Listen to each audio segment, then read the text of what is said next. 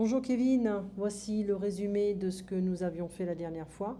Plus, eh bien, ça fait partie du livre Grammaire progressive du français, niveau avancé.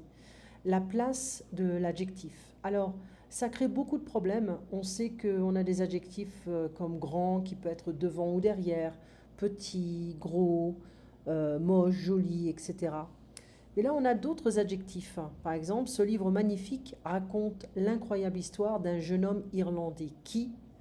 Alors, certains adjectifs se placent toujours après le nom qu'ils qualifient. Ce sont les plus nombreux. Les adjectifs de nationalité, de forme géométrique et de couleur, un film américain, une table ronde, une veste noire. Les adjectifs de relation, des produits chimiques, une usine textile. Des adjectifs qui ont plus de 2 syllabes, un air mélancolique. Les adjectifs suivis d'un complément, un immeuble haut de 6 étages. Les participes passés, employés comme adjectifs, comme une porte ouverte, les yeux fermés, une maison démolie, les rideaux tirés. Donc ici, on a une formule.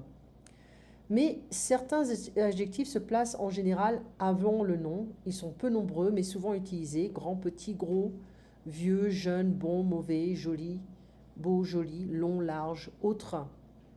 Une autre personne, un autre vélo, même, nouveau, dernier, prochain. Une jeune femme, un gros arbre, ou un gros arbre, c'est mieux de dire ça comme ça.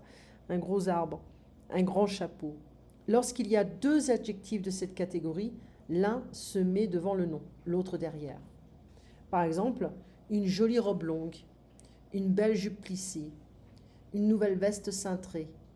Robe longue, jupe plissée, veste cintrée forment des unités lexicales parce qu'ils appartiennent à une catégorie de vêtements.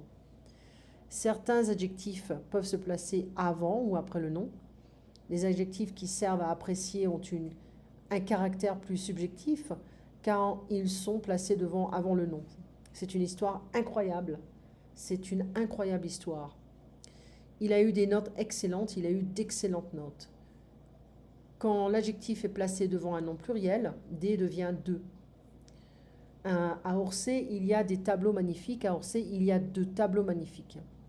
Nous avons passé à d'autres solutions. De telles solutions peuvent être envisagées rapidement. Le changement de place de ces adjectifs modifie leur sens. Un livre cher qui coûte cher, mon cher ami, quelqu'un que l'on apprécie. Tu as les mains sales, il fait un sale temps.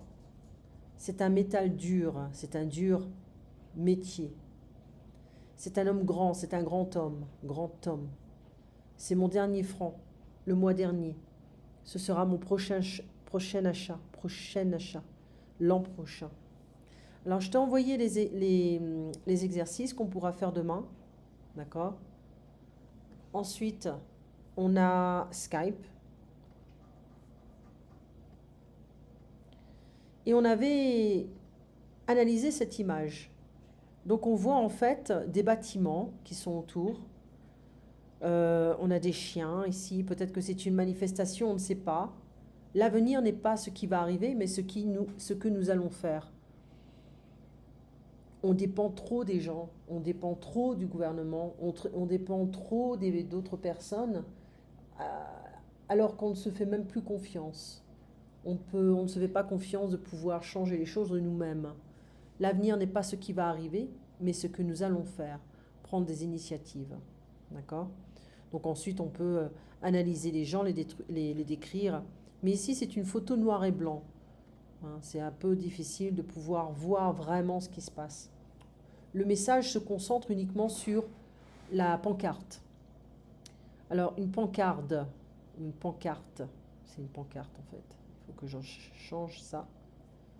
Une pancarte. Voilà. Ensuite, rendre la fierté américaine aux Américains. Une Amérique forte, rebâtir, éliminer la dépendance chinoise avec les produits et les services. Ça ne va pas être facile. Hein. Ça ne va pas être facile de rééduquer une nation qui a des habitudes. C'est vrai que c'est possible, mais ça va prendre un peu de temps. Les Américains peuvent offrir les mêmes services, produits. Est-ce que les États-Unis peuvent rouvrir des usines? Moi, ce qui m'embête un peu, c'est que certains Américains qui ont perdu leur travail à cause de la fermeture de beaucoup d'usines sont des gens qui ont pratiquement tout perdu et quand ils ont l'opportunité d'avoir quelque chose, ils ne profitent pas de cette opportunité pour préserver leur travail. Ils ont tendance à en demander un peu trop. Donc je pense qu'il faudra aussi éduquer certains comportements. Des économistes, alors quand on regarde ça, alors je vais l'ouvrir. Des économistes, on va voir si j'ai le USA. Voilà.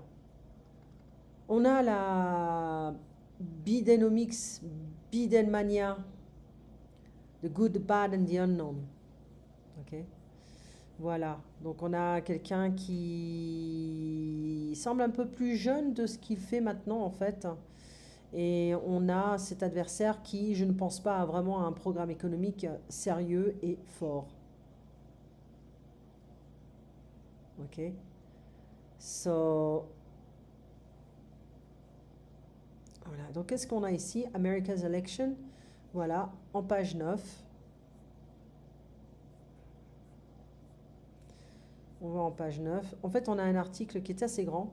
On peut regarder un petit peu la bouche de Donald Trump. On voit la statue de la liberté qui nous montre qu'en fait, où est-ce qu'elle est la liberté. It appears our high standings as an inspirational democracy has fallen. Any idea where? Bon, c'est un peu cynique, hein. Mais bon, est-ce que Joe Biden peut être décisif et ambitieux au niveau de l'économie américaine? Pas vraiment, je ne pense pas. Donc c'est un article que je te conseille de lire et on pourra partager ça. Ok. Ensuite, le débat, l'affrontement. Tout tout le monde dit que le débat a été gagné par Joe Biden.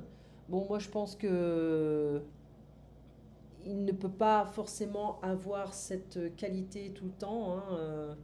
Gagner, qui est-ce qui a gagné? C'est vrai qu'on a la stratégie de Donald Trump qui est là pour, comment dire, pour interrompre, d'accord? Pour interrompre, et puis pour créer un petit peu une distraction.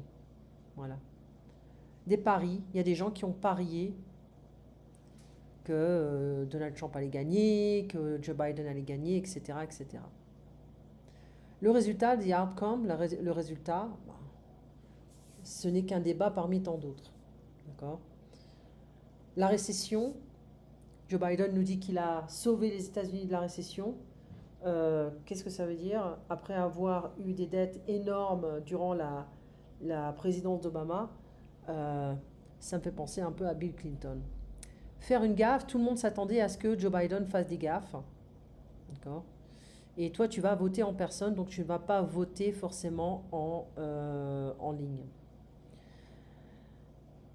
On a des sondages qui sont assez intéressants au niveau de Joe Biden et la comparaison de Joe Biden et Hillary Clinton.